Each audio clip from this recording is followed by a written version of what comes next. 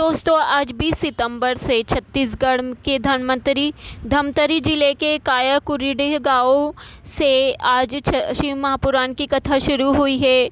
यह वह गांव है जहां पर श्री राम पथ गमन है, जहां से श्री राम भगवान ने अपनी यात्रा पूर्ण की थी। यह महानदी के तट पर स्थित गांव है। यहाँ पर शिव महापुराण की कथा चल रही है।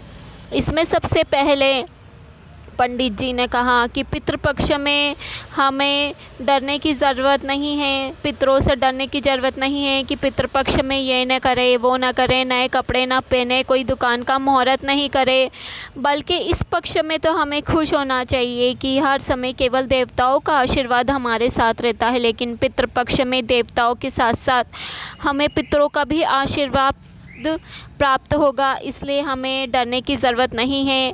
पंडित जी ने कहा कि अगर हमें मानव का देह मिला है तो वो भगवत भजन करने के लिए मिला है, और परीक्षा और प्रतीक्षा दोनों में बहुत समानता है। भगवान परीक्षा लेता है और हमारा काम है प्रतीक्षा करना। वो हमारी परीक्षा ले, जब तक हमें प्रतीक्षा करना है, और प्रतीक्षा का फल मीठा होता है।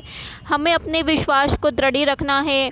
जब तक भगवान हमारी परीक्षा ना ले हमें अपना विश्वास दृढ़ बनाए रखना है। श्राद्ध का मतलब है श्रद्धा हमारे पूर्वजों के प्रति, हमारे संतों के प्रति, ब्राह्मणों के प्रति हमें श्रद्धा रखना चाहिए। यही श्राद्ध का असली मतलब है। पंडित जी ने अपनी कथन में कहा कि हम अगर किसी को मंदिर का मार्ग बताते हैं तो हमें भी परमात्मा का दरवाज़ा ज़रूर मिलता है। इस पर उन्होंने एक वकील साहब की कहानी सुनाई। उस वकील साहब की कहानी इस प्रकार थी कि एक गांव का आदमी शहर में आया, अपने बेटे का पता पूछने लग गया वकील साहब से। चूँकि वकील साहब कोर्ट का केस हार के निकले थे, इसलिए बहुत अपसेट थे, तो गांव के आदमी के पूछने पर भी उन्होंने उन्हें पता नहीं बताया और हाथ से इशारा कर दिया कि जाओ, इधर से जाओ। जहां वकील साहब ने इशारा कर दिया था, उस इशारे पर गांव वाला आदमी चल दिया और वहां पर शिव महापुराण की कथा हो रही थी। तो गांव का आदमी वहां जाकर बैठ गया। कथा ख़त्म हुई, तब प्रसाद लेके निकला तो सामने से उसे बेटा आते हुए दिख गया और बेटे के साथ वह घर चले गया। 6 महीने बाद वकील साहब की मौत हो गई। मौत होने के बाद जब वकील साहब ऊपर गए तो धर्मराज ने चित्रगुप्त से कहा कि इसके पाप पुण्य गिनो, इसने कितने पाप करे, कितने पुण्य करे हैं। चित्रगुप्त ने कहा इसने तो कोई भी पुण्य का काम नहीं किया है, केवल पाप ही पाप किया है, झूठ बोला है, झूठे केस किए हैं। तो धर्मराज जी ने बोला इसको नरक की यातना दो। इतने में नंदी जी वहाँ से गुजर रहे थे। नंदी जी ने बोला कि इसने इस एक गांव के आदमी को शिव महापुराण का रास्ता बताया है, इसलिए इसको वैकुंठ का धाम प्राप्त होना चाहिए। धर्मराज जी ने कहा इसने तो गलती से बताया था, इसने तो केवल हाथ से इशारा करा था। नंदी जी ने कहा भले ही गलती से कैसा भी हो, लेकिन उसने गाँव के आदमी को शिव महापुराण की कथा का रास्ता बताया, इसलिए उसे परमात्मा ने वैकुंठ का रास्ता बताया है। इसके बाद पंडित जी ने कहा कि हम कोई भी कार्य करें उसको 4 गुना मेहनत से करें, और फिर शिव जी पे एक शहद लगा के बेलपत्र चिपका के जाए तो हमारा वह कार्य, हमारी वह मेहनत ज़रूर सफल होगी। गुरुजी ने कहा कि तुम्हें तीर्थ में जाने की ज़रूरत नहीं है, शिवालय में बहुत देर तक बैठने की ज़रूरत नहीं है, बस अपना कार्य मेहनत से करो। एक पत्र पढ़ा गुरुजी ने। अनीता जी का नरसापुर काको छत्तीसगढ़ थी। इनके 2 बेटे हैं जिन्होंने एक नीट के एग्ज़ाम की तैयारी कर रहा था और एक बेटा 5 साल से कंपटीशन एग्ज़ाम की तैयारी कर रहा था। दोनों हार गए थे, दोनों को कोई उम्मीद नहीं थी, दोनों 5 साल से तैयारी कर रहे थे। तभी किसी ने कहा कि सीहोर वाले महाराज की कथा सुनो और शिव जी को बेलपत्र और जल चढ़ाना शुरू करो।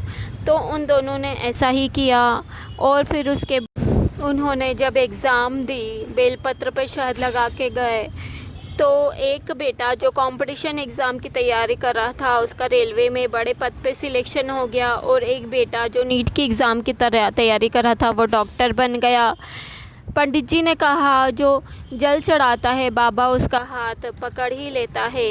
एक और पत्र पढ़ा पंडित जी ने अतीश कुमार मिश्रा जी, धमतरी छत्तीसगढ़ से, जिनको संतान का सुख नहीं था, तो उनके भाई की बहू ने कहा कि सोमवार की अष्टमी को सफ़ेद आंकड़े की जड़ का प्रयोग करो और पशुपतिनाथ का व्रत करो।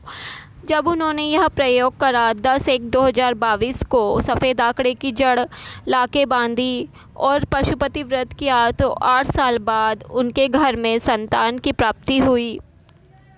पंडित जी ने कहा कि पितरों की 3 बेटियां थीं, मैना, धन्या और कला। मैना जी के यहाँ पार्वती जी हुई, धन्या जो सुनैना बनी वहाँ उनके यहाँ सीता जी हुई, और कला जो कीर्ति जी बनी उनके यहाँ राधा जी हुई। पार्वती, सीता और राधा जो पितरों की 3 बेटियों की बेटियां हैं, उन तीनों के नाम का उच्चारण करने से इंसान भव से पार हो जाता है। अब पंडित जी ने पितृपक्ष में 16 दिन इन उपायों को करने को कहा। पहला उपाय है कि पितृपक्ष में गौ माता को रोटी जरूर खिलाए, गौ माता को जल जरूर दे, भूखे को भोजन कराए, पानी पिलाए, और एक चावल के दाने का उपाय करने को कहा है। इस उपाय के अनुसार आपको एक चावल का दाना लेना है, उस दाने को शिवलिंग पे चढ़ाना है, और एक चावल के दाने को अशोक सुंदरी जी के स्थान पे चढ़ाना है। उसके बाद एक लोटा जल लेना है, वह जल पहले आपको अशोक सुंदरी जी पे चढ़ाना है, और फिर वही जल आपको शिव जी पे चढ़ाना है, अपने पितरों का स्मरण करते हुए, अपना नाम और गोत्र बोलते हुए। तो कैसा भी पितृ दोष है, काल्प सर्प दोष है, वह सब खत्म हो जाएगा। इसमें अगर आपको अपना गोत्र नहीं मालूम है तो शिव जी का नाम लेकर ओम नमः शिवाय, श्री शिवाय नमस्तुभ्यम बोलते हुए जल चढ़ाना है। यह पितृपक्ष का अचूक उपाय है पितृदोष की शांति के लिए। इसके बाद एक बिटिया अंजलि साहू ने पत्र में पंडित जी से क्वेश्चन किया कि भगवान हमारे सामने क्यों नहीं आते, क्या वह डरते हैं हमसे? तो पंडित जी ने उत्तर दिया कि कौन कहता है परमात्मा आता नहीं है, परमात्मा आते हैं, ज़रूर आते हैं, लेकिन वह हमसे नहीं डरते हैं, हम उनसे डर जाते हैं। इस पर उन्होंने एक प्रसंग सुनाया कि जब भगवान श्री कृष्ण ने गोवर्धन पर्वत को भोग लगाने को कहा था, तो सब गांव के लोगों ने जब गोवर्धन नाथ जी को भोग लगाया तो वो कहने लगे कि हमारे इंद्र जी तो भोग लगाते थे, यह तो भोग भी नहीं लगाता है। तो भगवान ने कहा कि गोवर्धन नाथ जी प्रकट होइए, भोग लगाइए। इस पर भगवान श्री कृष्ण हजारों हाथों के साथ प्रकट हुए और सब खाने लग गए। तो गांव के लोग बोलने लग गए कि इंद्र जी तो आते थे तो हमारे लिए भी छोड़ते थे। तो फिर गोवर्धन नाथ जी ने जो था वो छोड़ दिया गांव वालों के लिए और कहा कि अब से मैं भोग लगाने नहीं आऊँगा, गांव वालों ने मुझे भोग लगाने से रोका है, जो भी भोग लगाएंगे मैं भाव से ही खाऊंगा। इसलिए तो सत्यनारायण भगवान के प्रसाद की पंजीरी और पंचामृत इतनी टेस्टी लगने लग जाती है, और एक भंडारे की पूड़ी प्रसाद खाओ और एक घर का प्रसाद खाओ, एक घर की सब्जी और रोटी खाओ, तो भंडारे की सब्जी रोटी का टेस्ट इतना कई गुना क्यों बढ़ जाता है, क्योंकि भगवान के भोग लगाया हुआ होता है। इसके बाद बिटिया का दूसरा प्रश्न था कि तालाब और नदी का पानी शंकर जी को चढ़ाना चाहिए कि नहीं, क्योंकि उसमें तो सब जन नहाते हैं करते हैं। तो पंडित जी ने उत्तर दिया कि ये 5 चीज़ें अग्नि, जल, वायु, पृथ्वी और आकाश कभी अशुद्ध नहीं होते हैं। इस पर उन्होंने कड़प की कथा सुनाई। कड़प जो कि मांस मदिरा खाता था, उसने देखा कि एक ब्राह्मण शंकर जी को जल चढ़ा रहा है, तो उसके मन में भी भाव आया भोलेनाथ जी को जल चढ़ाने को। तो उसके पास कोई पात्र नहीं था, तो वह मुंह में जल भर के लाया तालाब में से और भगवान के ऊपर पिचकारी छोड़ के जल चढ़ा दिया। उसके पास भोग लगाने को कुछ नहीं था, तो उसने एक पशु को काटकर उसका मांस भगवान को भोग लगा दिया। उसके पास कुछ भी बेलपत्र नहीं थी, तो पेड़ों की पत्तियां भगवान को चढ़ा दी। एक पंडित जो वहाँ पर शिव मंदिर में रहता था, उसने देखा कि रोज़ भगवान को कोई मांस का भोग लगा जाता है, तो उन्होंने शंकर जी को पिंजरे में बंद कर दिया। अब कड़प आया तो उसने देखा पिंजरे की एक ताड़ी से भगवान शिव जी के आँखों में से आंसू निकल रहे हैं, खून बह रहा है।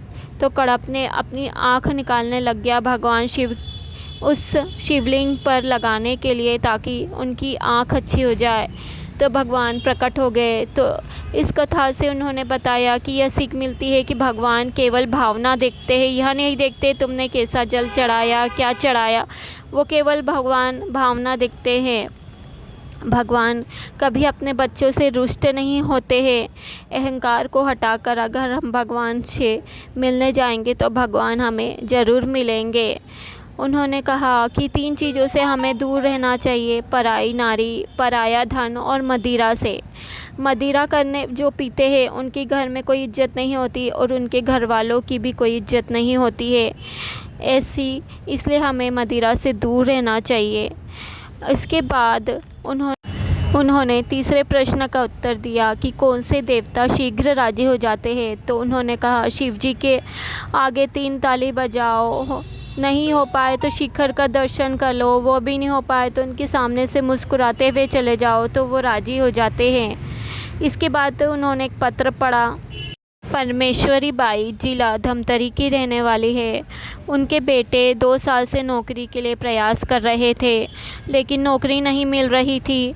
तो किसी ने उनसे कहा 1 लोटा जल लेकर मंदिर में जाओ। तो बेटे ने 6 महीने तक 1 लोटा जल लेकर मंदिर गया, शिव जी पे जल चढ़ाया और फिर माँ से कह दिया कि माँ, मैंने 6 महीने तक जल चढ़ाया है, अब भर्ती निकली है, अगर इसमें मेरा नहीं हुआ तो मैं फिर जल नहीं चढ़ाऊँगा।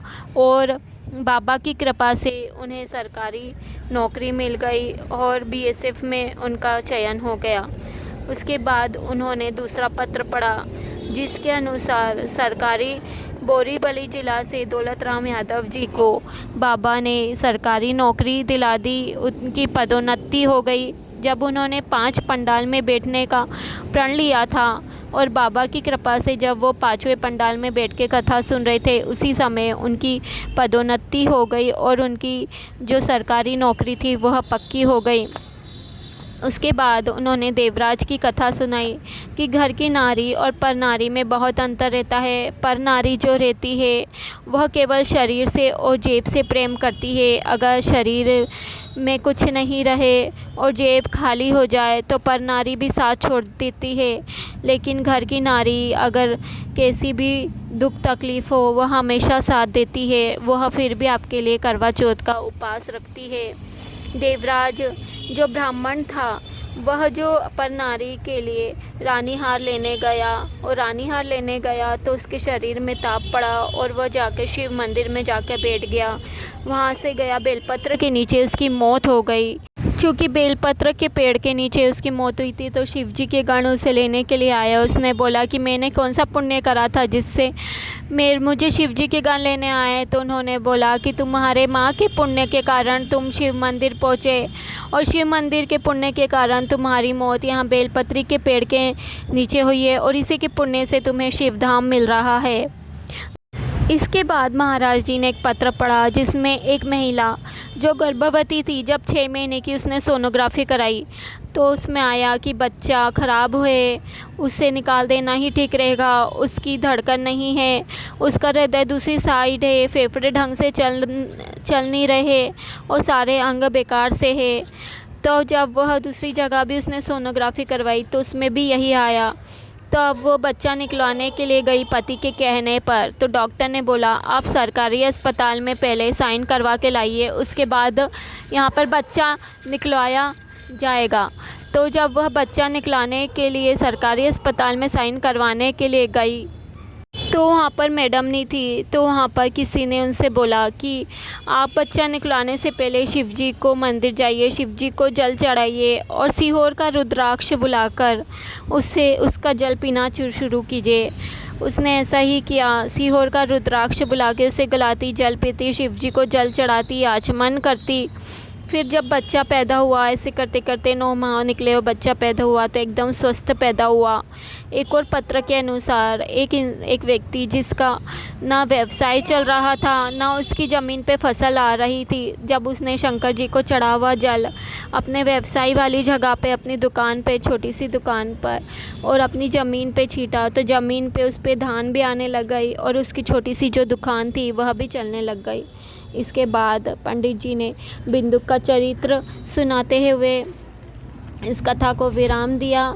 तो आज की आपको कथा का सार अच्छा लगा हो तो मेरे चैनल को सब्सक्राइब कीजिए, लाइक कीजिए और वीडियो को शेयर कीजिए। धन्यवाद।